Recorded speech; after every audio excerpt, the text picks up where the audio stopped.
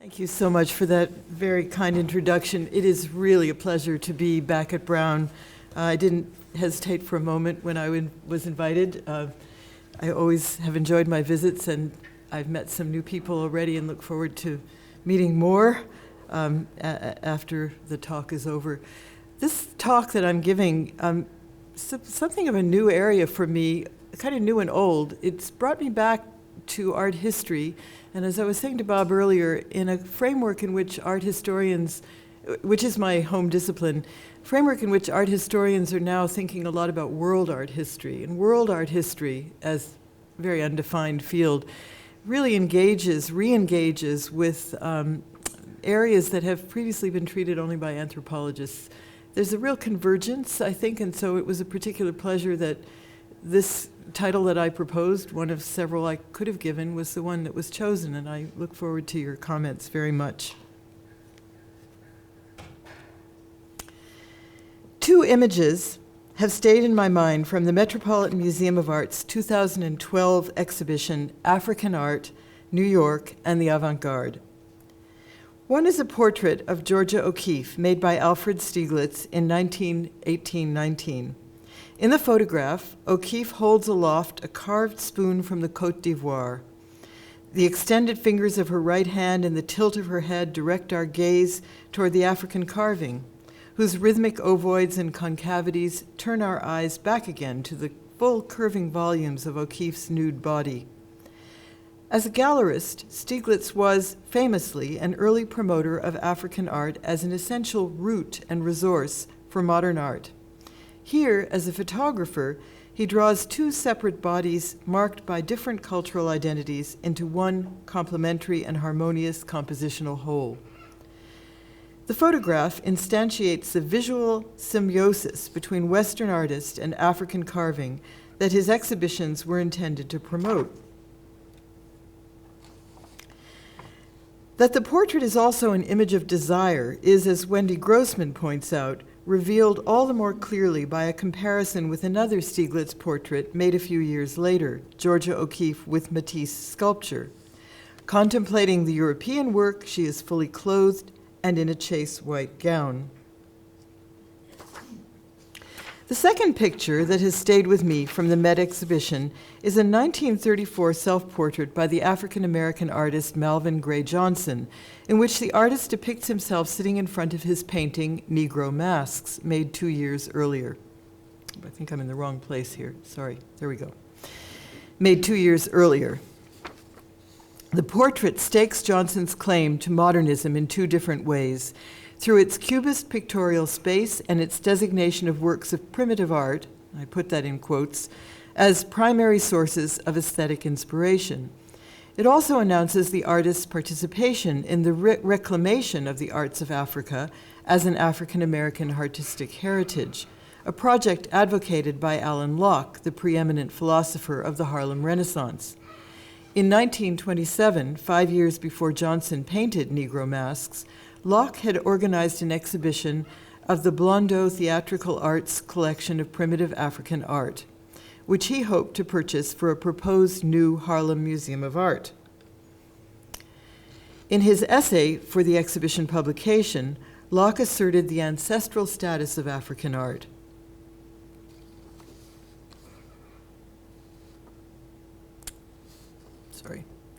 Writing of it as, quote, a rediscovered cultural heritage, which presents to the Negro in the New World a challenge to recapture this heritage of creative originality and to carry it to distinctive new achievement in the plastic arts, unquote.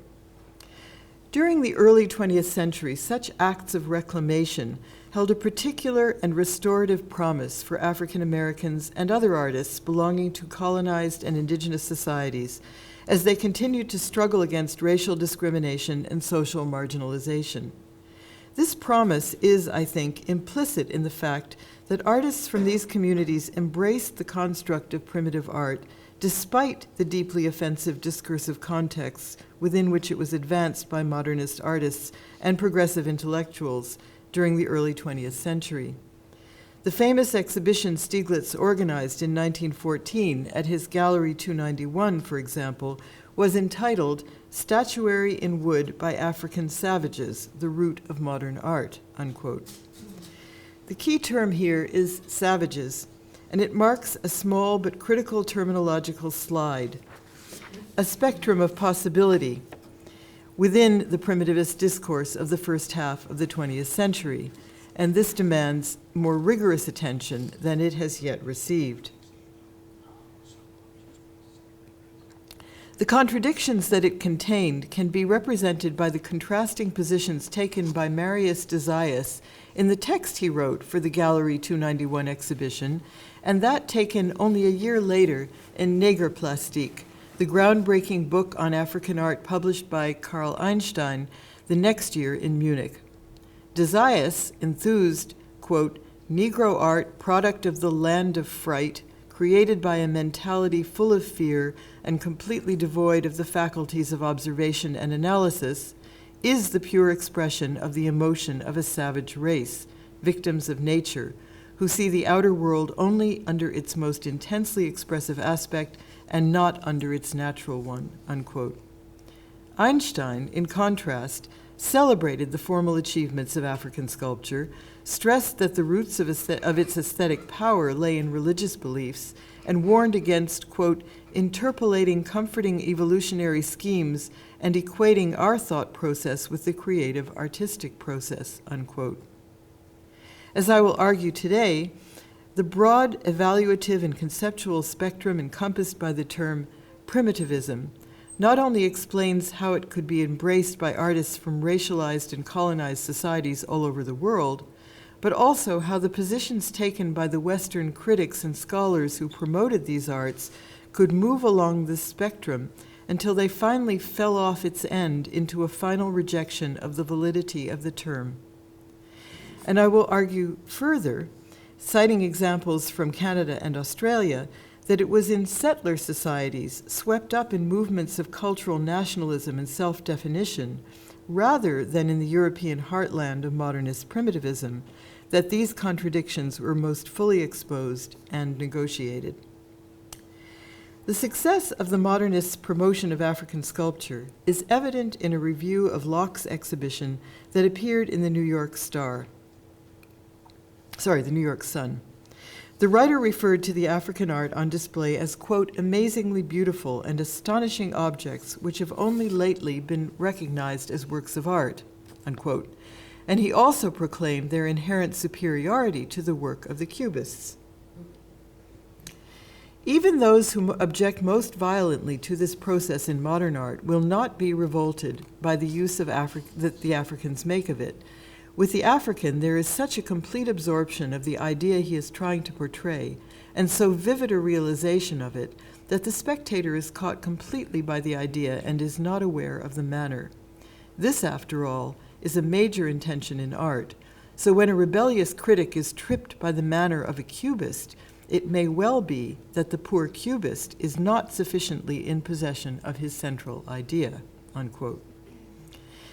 It would be hard to find a more forthright statement of the status these non-Western objects had achieved as embodiments of ideal forms to be emulated. By the 1920s, in New York and Paris and other major Western art centers, African artworks stood in the same ancestral relationship to aspiring modernists as had the art of Raphael and the Italian High Renaissance to earlier generations of academically trained artists. I begin with these two examples because they illustrate the common field of reference that artistic engagements with primitive art could create among artists from communities distinguished by radical differentials of social status and political power. Appreciation for the indigenous arts of Africa, the Pacific, and the Americas came to constitute what sociologist Herbert Gans has termed a taste culture that linked members of art worlds in imperial, settler, and colonized societies. The time and the place in which individual artists could join this charmed circle depended, however, on his or her position along a continuum of empowerment. If through your geographical location or your wealth you were able to be in Paris around 1910, you could catch the first wave of the avant-garde. If you could get to New York to see the Armory show in 1913, or visit Stieglitz's gallery in 1914, you could feel its ripples as they reached the shores of North America. If you were in Melbourne, Lagos, Fiji, or a boarding school in Oklahoma, the news might not reach you for another decade, or 2, or 3. Until recently, art historians have evaluated the relative importance of these differently situated practitioners of modern art according to a kind of first-past-the-post criterion. The still standard narrative of artistic modernism unfolds as a European story and largely excludes the countless iterations created elsewhere in the world. When noticed, the modern works of both settler and indigenous artists have tended to be dismissed as provincial, imitative, and retardataire. We are currently in the midst of a thoroughgoing revision of this narrative. Rigorous work on 20th century world arts is revealing modernism to be a much richer and more chameleon-like phenomenon than we had realized, capable of endless permutations, repeatedly reinvented and renewed in the encounter with local traditions and conditions of production. The locations and temporalities of modernism have, in consequence, begun to open up.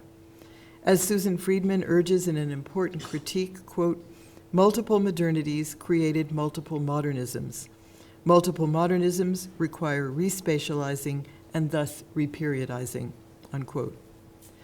We could easily take the rest of this hour to unpack the important and complex issues involved in rethinking the space-time coordinates of modernism.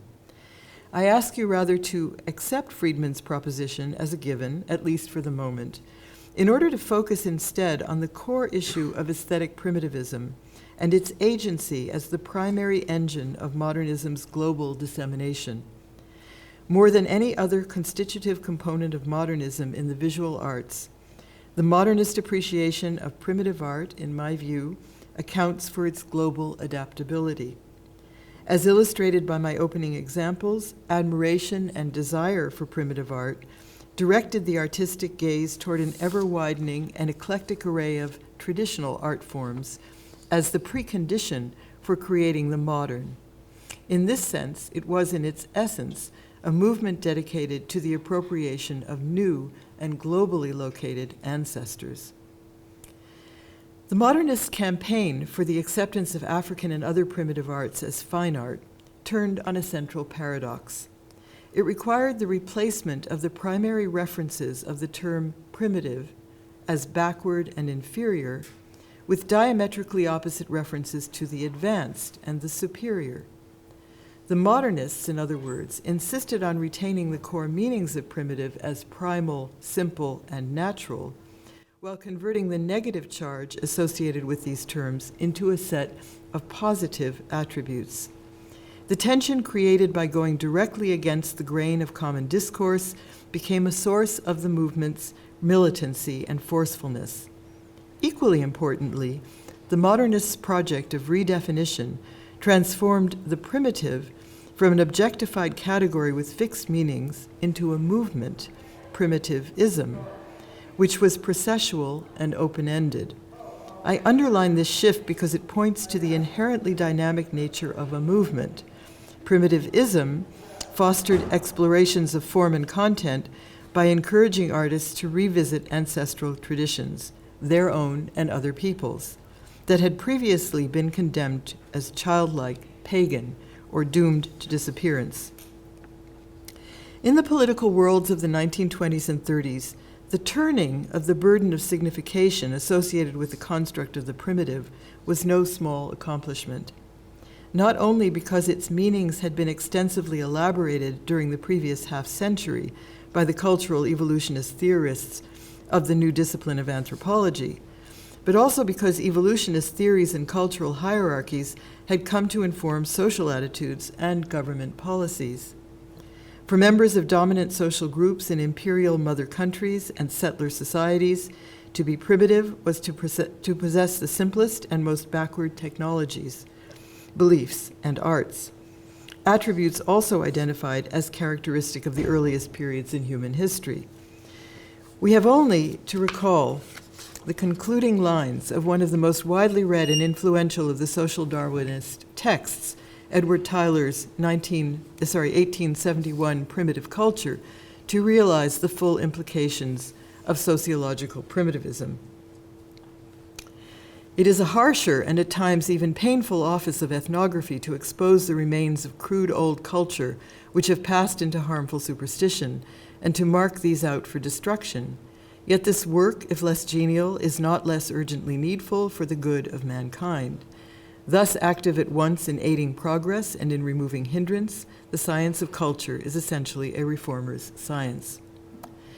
With the retrospect of a century and a half, we can see all too clearly the kinds of destruction wreaked on African, Native American, and other indigenous peoples in the name of reform and progress. And this is meant to be blank.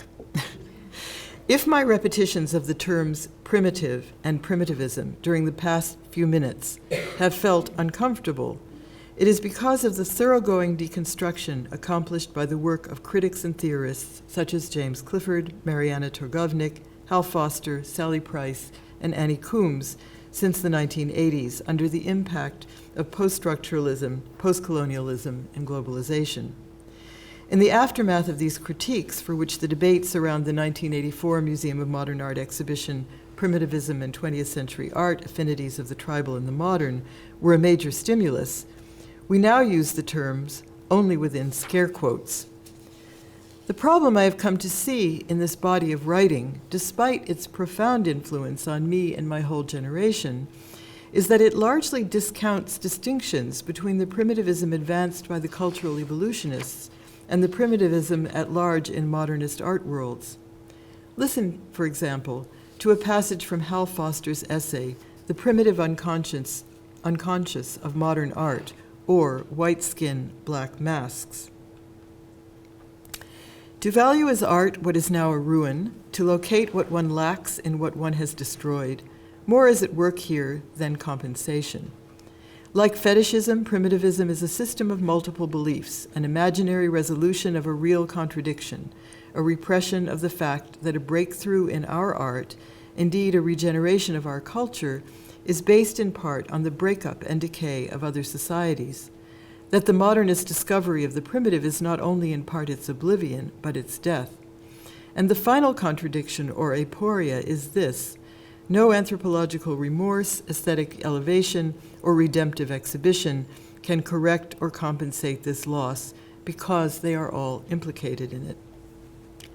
So compelling and eloquent an argument, read together with the history of colonial and racist oppression, is impossible to deny, and to counter it is not my intention.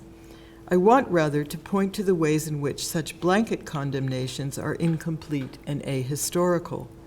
They collapse, first of all, the critical distinction between sociological and aesthetic primitivism, and therefore between the social reformers who sought to destroy in the name of progress and the art world progressives who proved increasingly open to projects of cultural and political preservation and renewal.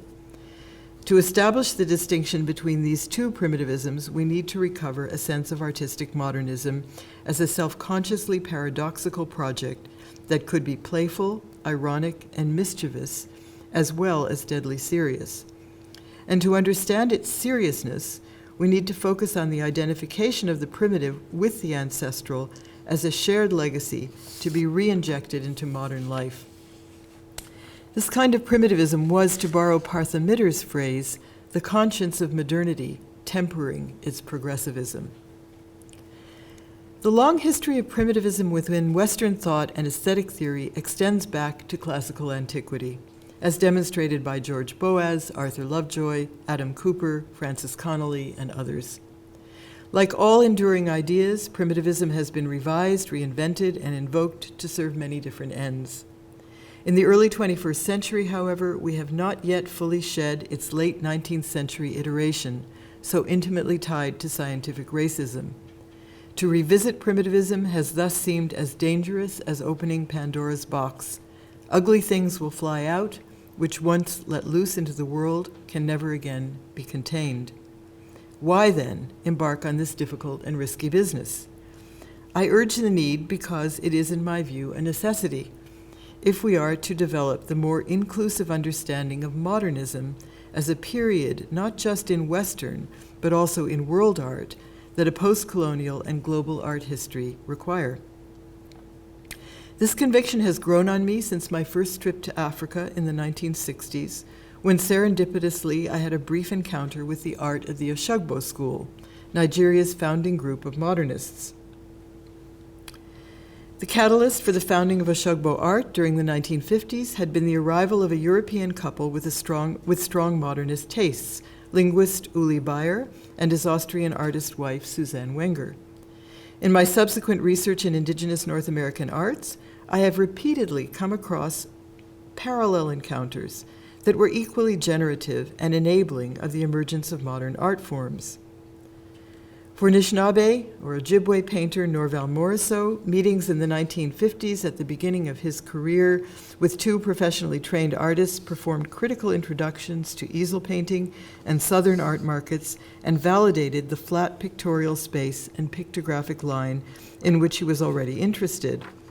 His friendships with these mentors, Dr. Joseph Weinstein, who had studied art at the Académie de la Grande Chaumière in Paris during the 1940s, and Selwyn Dewdney, who had been trained in the modern Canadian landscape painting tradition of the Group of Seven, acquainted Morrisseau with the values and practices of distant art worlds in Toronto and Paris. For Inuit sculptor John Tiktak, the connection to modernist taste came through his meetings with George Swinton, a Viennese refugee from Nazi Europe who had loved folk art since his youth. For the Aboriginal makers of bark paintings in northwestern Australia, entry into art world production was aided by émigré ethnologist and amateur artist Leonard Adam. And I will return to these last two examples in more detail shortly. To a person, these artists, teachers, mentors, patrons, and dealers were drawn to engage with aspiring modern Indigenous artists by their own admiration for primitive art. They formed transnational networks along which traveled people, works of art, mechanical reproductions, and ideas to and through North America, Europe, the Caribbean, Latin America, Australia, and the islands of the Pacific. To develop an understanding of modernism that is truly multiple, we need to trace these networks, and we need also to see the admiration for primitive art that hummed along its channels, not as leading to an ultimate imposition of European modernism, but as producing portals that allowed traffic to flow between cultural and social worlds, changing the art worlds on both sides. Revisiting aesthetic primitivism is equally important for the understanding of the settler modernisms represented by artists like the Canadian landscape painter Emily Carr, the Australian still life painter Margaret Preston, or Georgia O'Keeffe. The virtue of a comparative approach is that it reveals both parallels and variations, suggesting the shared ideologies, colonial cultures, and points of historical intersection that combine to form a world system of primitivist taste, as well as the local specificities and contingencies that shaped each into a distinctive iteration of modernism. It also reveals successive levels of influence and power that informed colonial art worlds, reminding us that although both settler artists like O'Keeffe and Stieglitz and the teachers, mentors, and dealers who interacted with Indigenous artists all felt themselves to be on the margins of the European centers of modernism, their marginalization was of a radically different nature than that of Indigenous artists during the same years. In order to set the stage for these mid-20th century developments, I'll begin by sketching in the earlier preparatory phase of the settler modernist engagement with Indigenous art and its promotion of what I am calling ancestor worship. In a longer paper, I would discuss three sets of interrelated events that occurred between the late 1920s and the early 1940s in the United States, Canada, and Australia. Each produced networks of settler curators. Each was produced by networks of settler curators invested in modernism, traditional Indigenous arts removed from ethnographic museums, modernist settler artists who engaged with Indigenous arts, and modern Indigenous artists. In the US, the exhibition was the Museum of Modern Art's 1941 Indian Art of the United States. The curator was René Darnancourt, and the artists were figures like Georgia O'Keeffe and Awa Tsire. For reasons of time, I bracket this important complex in order to focus on less familiar Canadian and Australian examples, which reveal strikingly parallel negotiations of aesthetic primitivism, which were occurring elsewhere during the middle decades of the 20th century. The exhibition of Canadian West Coast art, native and modern, was held in Ottawa at the National Gallery of Canada in 1927. The same year in which Locke presented the Blondiot Theatre Arts collection of African primitive arts in New York. Organized by National Museum of Canada ethnologist Marius Barbeau, the exhibition has been much analyzed because it presented works of historic Northwest Coast in the National Gallery of Canada for the first time and established the work of the painter Emily Carr in the National Imaginary. Barbeau's catalog essay, which positioned Carr and other settler modernists as the natural successors to Indigenous historic artists, has been critiqued as a quintessential example of settler appropriation. Surprisingly little attention has, however, been paid to Barbeau's exhibition design, although it is here that settler primitivism as ancestor worship was most visible. His installations contrast both with the balanced juxtapositions seen in Stieglitz's gallery, which you see above, and with the linear sequences that traced evolutionist trajectories in contemporary museums of ethnology. Rather, Barbeau, in the slide on the bottom, intermingled Indigenous and settler arts to create altar-like assemblages in which the Northwest Coast carvings and textiles occupied central positions and rose higher on the walls. It's an even better example. In the main gallery space, a monumental Nuhalk figure stood in the center of the long wall, its outstretched arms hovering in benediction over the paintings of the settler artists. It is hard to ignore the implication that the placement of so Christ-like a sculpture would have had for a good French-Canadian Catholic like Barbeau. It runs counter to a long history of condemnation of pagan Indigenous traditions and appears instead to acknowledge them as powerful ancestral presences. The problem for a post-colonial consciousness is, of course, that these new ancestors were being claimed without authorization by their living descendants. No permission to display the Northwest Coast clan masks and ceremonial regalia was asked or given. No form of potlatch was held to legitimize the newcomers' rights of display. Potlatching had been outlawed by the Canadian government in 1884 and would not again become legal until 1951. What then should we make of the repositioning of the treasures of high-ranking Northwest Coast families as artist ancestors to be venerated by members of settler society who were complicit to varying degrees in the oppression of these same people? Were these artistic and museological gestures transgressive acts of appropriation, or did they herald, in the realm of symbolic capital, something more affirmative? The broader questions of negotiation that were at work become evident when we turn to parallel events that were occurring during the same years in another British dominion. Australian painter Margaret Preston and ethnographer Leonard Adam played parallel roles to Emily Carr and Marius Barbeau. In their championing of Aboriginal arts during the 1940s, they drew on a similar amalgam of European modernism, aesthetic primitivism, ethnological practice, and cultural nationalism. Like Carr, Preston studied art in France and Britain during the first decades of the 20th century, absorbing the influence of Japanese prints, the French post-impressionists and modernists, and their interest in African and other primitive art. After returning to Australia, she rose to national prominence through her promotion of a locally rooted modernism which drew inspiration from the continent's distinctive plants and flowers. She began to incorporate Aboriginal artifacts and design approaches into her work during the 1920s and 30s, but her most remarkable Aboriginal-inspired works date to the 1940s and 50s, when, at the end of her long life, she reproduced Aboriginal graphic compositions, deeply meaningful in Indigenous spiritual and ritual contexts as abstract designs. The titles she gave these works, such as Aboriginal Glyph and Aboriginal Art, also, it seems to me, convey a deliberate, if also ambivalent, acknowledgement of an ongoing Indigenous presence. The same debates about appropriation have swirled around Preston as around Carr, and Nicholas Thomas has pointed to the ambiguities they embody.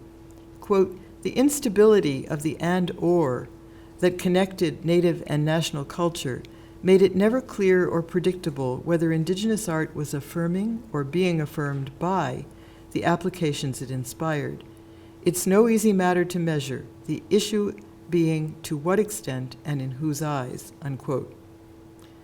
He points out that a painting like Aboriginal Landscape, which borrows the linear patterns of North Queensland Aboriginal shields, makes no reference to the large issues of dispossession and land claims. Yet it is nevertheless possible to trace a movement toward greater empathy for colonial injustices within Preston's art of these later years. In Adam and Eve in the Garden of Eden, Preston represents Aboriginal people as the original ancestors of humankind, while The Expulsion is an uncompromising image of the forced removal of Aboriginal people from the land and its fruits. Again, I see a parallel with Carr, who befriended New Channel's artist and activist George Cloutessy toward the end of her life and left her painting equipment to him in her will. Both Preston's late paintings and Carr's bequest seem to imply a new kind of recognition, perhaps a premonition, of a shared national project to which both settler and living Indigenous artists would contribute. The efforts of Leonard Adam to integrate Australian Aboriginal art into a canon of primitive art from which it had largely been excluded complemented Preston's project. Adam was trained as a lawyer and ethnologist in Germany during the second decade of the 20th century. During the 1920s, he held appointments as a judge, editor of a legal ethnology journal, and an overseer of the Berlin Ethnological Museum. As a Jew, he was removed from these positions by the Nazis in 1934, and he sought refuge in England, where he wrote the widely read survey text, Primitive Art, published by Penguin in 1940. Interned as an enemy alien that same year, he was sent to Australia and spent 2 years in an internment camp before being released and appointed to a research position at the University of Melbourne. He was put in charge of the university's ethnology collections, which he greatly expanded during the next 15 years through purchases, gifts, and exchanges with fellow ethnologists all over the world.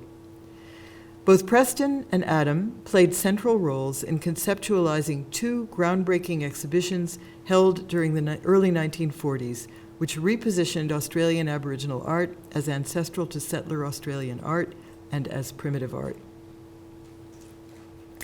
The first of these, the 1941 exhibition Art of Australia, 1788 to 1941, was organized to tour to the Museum of Modern Art in New York and the National Gallery of Art in Washington before being shown in Australia. In contrast, the Primitive Art exhibition, curated by, it ordered Aboriginal and settler arts in a linear sequence, placing the former both at the beginning as a precursor to settler art and at the end as a source for Preston's work. In contrast, the Primitive Art exhibition curated by Adam for the National Gallery of Victoria in Melbourne in 1943 was a grand survey of objects from all over the world.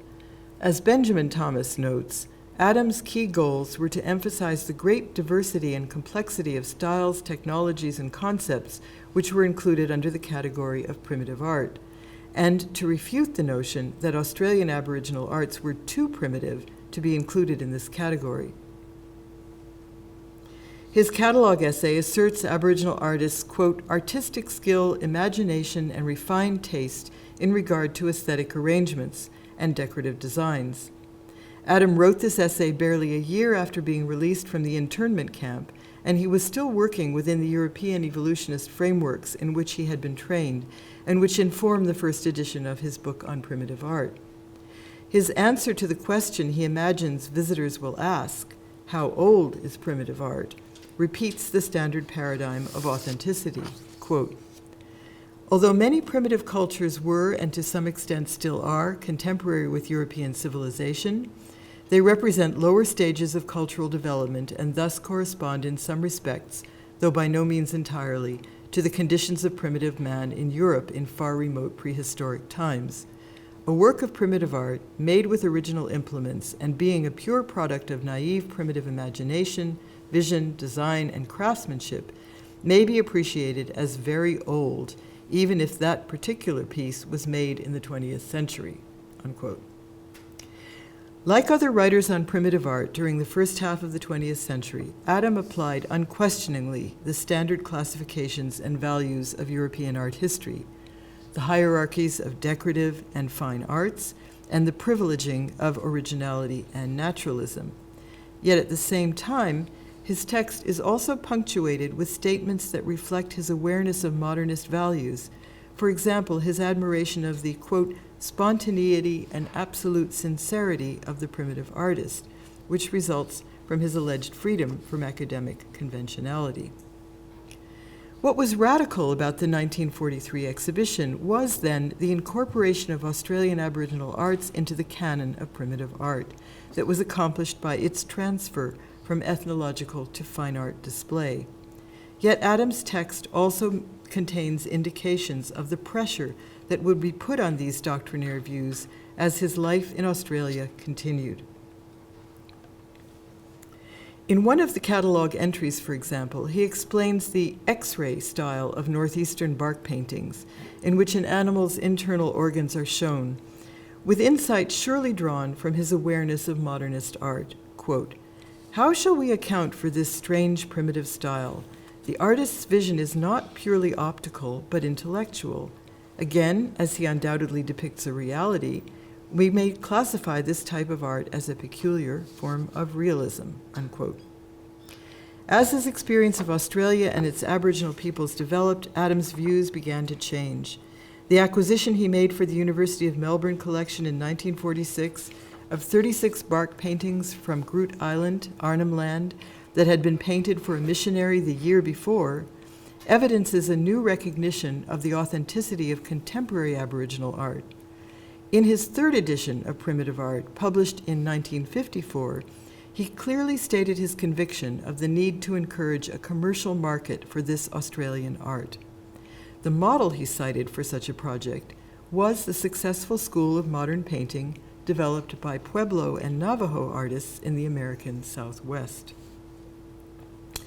Summarizing the shifting attitudes in Australian art worlds during the mid-20th century, Benjamin Thomas observes, quote, progressively, throughout the 1940s, art came to be seen by many anthropologists, artists, and gallery staff as the medium through which Indigenous and non-Indigenous cultures could move closer together, unquote. Nicholas Thomas draws a related conclusion in discussing the 1941 exhibition, quote, Preston's work deflected viewers' attention, drawing them not toward her grand notion of a national culture, but irresistibly toward the neglected Indigenous art traditions themselves. Those traditions pointed in turn toward the Indigenous presence, spotlighting a stubborn and enduring obstacle to the idea of settler nationhood, unquote. Yet the evolutionist framing remained in place, and the difficulty of reconciling apprehensions of Indigenous modernity with the category of the primitive are evident in Adam's writing. Even in the 1954 edition of Primitive Art, it is almost impossible to find a clear definition of the subject the book addresses. He wrote, for example, that, quote, scientifically speaking, there is no one element common to all the various branches of primitive art, but their mere foreignness in form and content serves to link them together in our mind for the purposes of art criticism. The link, however, is extraneous to the works themselves. It depends on us and our attitude to them, unquote. His words, written in Australia 3 decades after Carl Einstein's Negerplastik, express an almost identical awareness of the disjunctive aspects that continued to be embedded in primitivist discourse. Yet he could not relinquish the category of primitive art itself. George Swinton, though a generation younger than Adam, is a parallel figure in many ways. His writing, curatorial work, and teaching positioned Inuit art within Canadian and international art worlds in similar ways, and countered the work of archaeologists and anthropologists who, with few exceptions, treated material culture as evidence of traditional religious, social, and economic systems. It also countered the romanticized representations of journalists, government agencies, and commercial galleries who purposely mystified the new sculpture that began to come out of the Arctic after 1949 as the work of Stone Age hunters living in igloos in a pristine north. The winds of war blew Swinton, like Adam, from Europe to a new continent. Born into a wealthy Viennese family, he grew up in a mansion whose richly furnished rooms were filled with ecclesiastical objects and old master art, offering no clue to the origin of his adult artistic interests. In 1938, the year of the Nazi Anschluss, Swinton was a 20-year-old university student of economics. He and his family fled Austria for Canada, and he would later recount that his refusal to join his fellow students in the Nazi salute had put the family in danger. It was only after his death that his daughter discovered documents in the Vienna City Archive showing that Swinton's parents were Jews who had converted to Catholicism when he was a small child. In Canada, Swinton enrolled in the British Army and was able to pursue a youthful interest in art by taking a course while posted to Brighton, England. After the war, he enrolled in the School of the Montreal Museum of Fine Arts and was directed by Arthur Lismer, a member of the Grouper Seven, who were Canadian modernist landscape painters. He moved on to the Art Students League in New York in 1949, and his student work from these years shows the impact of Picasso, Matisse, and other canonical European modernists, and of the New York abstract artists. Swinton first encountered the new Inuit sculptures at the home of a fellow artist while visiting Montreal in 1950, a year after they had been enthusiastically embraced as primitive art by modernist art lovers at an exhibition. It was not until he moved to Winnipeg in the mid-1950s to teach art at the University of Manitoba that his serious engagement with Inuit art began. As the headquarters of the Hudson's Bay Company, whose agents in Arctic communities were trading for the new carvings, shipments of carvings arrived first in Winnipeg. Swinton began to attend the unpackings, and his recollection of this process illustrates the anomalous status of Inuit carvings as handicraft and commodity. Quote, "The crates were all shipped by the HBC once a year. The food and supplies were taken off and furs and carvings put on the boats. Odd-numbered cases went to Winnipeg, and even cases to the Guild of Handicrafts in Montreal." Unquote. Aware of the lack of informed artistic discrimination that characterized the trade, the Hudson Bay Company hired Swinton to spend a month in the Eastern Arctic in the summer of 1957, and to write a report on the aesthetic quality and economic potential of the new art industry. For Swinton, the trip was life-changing. As he wrote to a friend at the National Gallery, quote, "I had the most fabulous summer of my life up north with the Eskimos, and I am busy digesting and evaluating all I have experienced," unquote. A short article written after his return shows how radically that first trip had challenged his modernist assumptions about primitive art, how direct contact with the artists had forced him to accept their co-modernity as people and as artists. He began the essay by addressing the issue of historicity head-on. Quote, "Let me say that Eskimo art, or rather carving in stone as we know it today, is a new art, or at least a new phase of an age-old activity," unquote. He also urged that this newness was owed to the artist's fundamentally modern quality of reflexivity. Quote, "As an art, the modern phase of carving is conscious and premeditated, whereas in the previous phases it was unconscious, an unexpected byproduct of the Eskimos' intention to make good and effective things," unquote. Yet in distinguishing the old from the new Inuit art, Swinton also sought to recuperate the value of the primitive. Quote, "In the beginning, the recent phase of Eskimo carving certainly was a primitive art. Today, we can no longer make such unequivocal statements."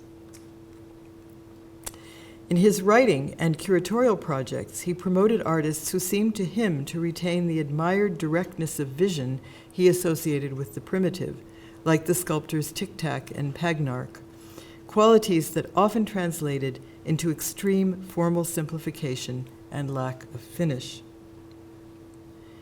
We have come to accept changes of concept as to what is art and what is not.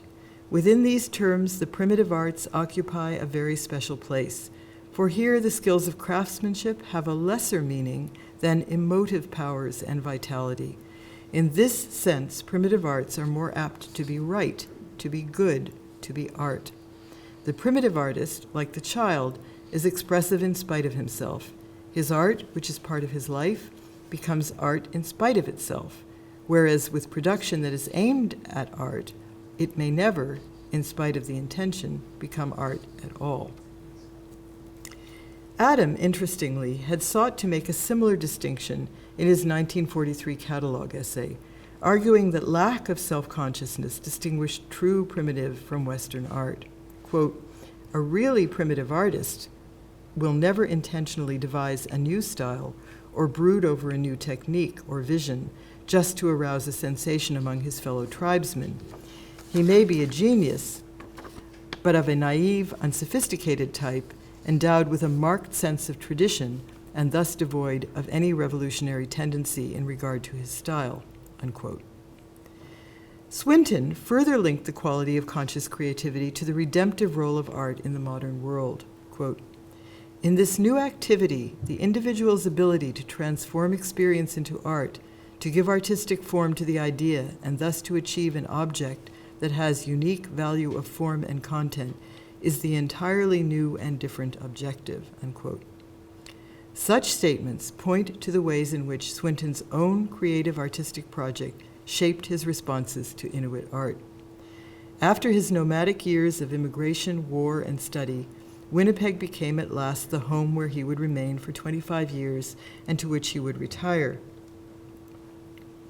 The Canadian prairie exerted a strong attraction, providing him with a sense of place and inspiring a desire to engage with the land through painting.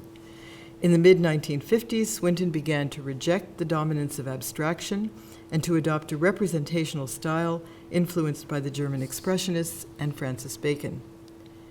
He made his rejection of abstraction explicit in an exchange of letters with a friend and colleague at the University of Saskatchewan who had brought Clement Greenberg, the great critic of modernism from New York, Barnett Newman, and other avant-garde artists to lead the summer workshops held at Emma Lake. When the friend urged Swinton to come to see the 1963 showing of a very important show that Greenberg had curated, Swinton replied instead that he was thinking of writing a refutation of Greenberg's after-abstract expressionism. It would, quote, "attempt to reaffirm the artist's point of view that the creation of art is at least also a spiritual act and not merely a technical performance," unquote. In part, through his annual trips to the Arctic, Swinton had come to see his own artistic project as diametrically opposed to the evacuation of emotion he saw in hard-edge and color-field abstraction. As he wrote in the brochure for his own 1961 show, "To me, the landscape is something living. A landscape has personality, is capable of communicating, is capable of letting me share in her experiences and in turn shares mine. What I am trying to paint is this relationship. Thus my landscapes are not naturalistic, nor what is generally called distorted. They are changed into form and color in order to tell what the landscape told me, made me feel, not what I saw at any particular moment." In such passages, Swinton suggests a point of intersection between his art and that of the Inuit artists he had come to know, that was produced by their shared experiences of dislocation and modernity. I've argued elsewhere that Swinton's turn to landscape painting was a way in which he could deal with his own experiences of rupture and establish a sense of belonging as an immigrant to Canada. Inuit in the Arctic were faced with a related challenge, for during the mid-20th century, the Canadian government was in the process of moving them into permanent settlements as a way of providing services and addressing the periodic episodes of starvation. In this new settlement economy, the production of art quickly became a key strategy of economic subsistence, but it also provided a site for the expression of ancient relationships to land and animals and a mediation of the rupture caused by forced participation in the new exchange economy. Art, Swinton argues, could supply the critical connection to the world that modernization had ruptured. The internal dialogue between Western and Inuit modernisms in which Swinton was involved during the late 1950s and 60s is suggested even more concretely in the marginal notation that he wrote on one of his drawings of the prairie landscape.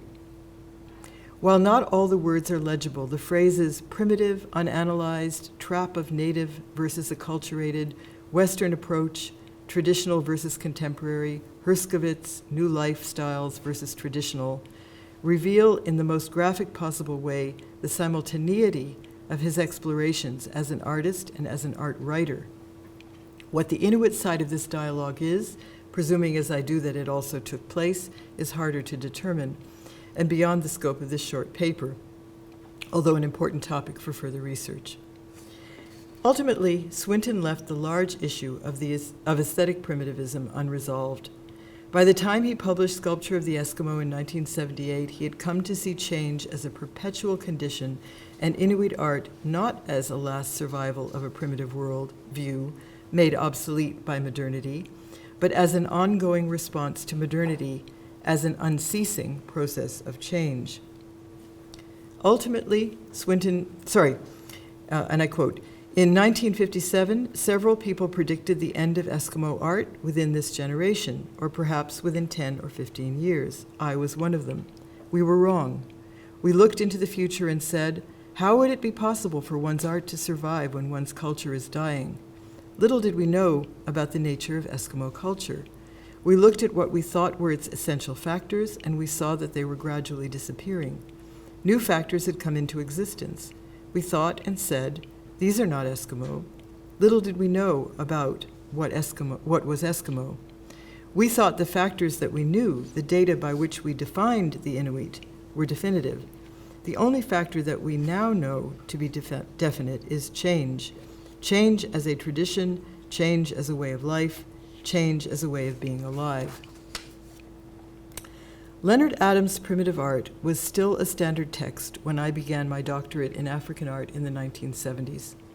Rereading both it and Swinton's Sculpture of the Eskimo in 2015 has been something of a humbling experience, for as so often happens in a process of transgenerational historiographical work, we realize that the arguments for the multiplicity and global nature of artistic modernisms we today present as new have a deeper genealogy than is usually acknowledged.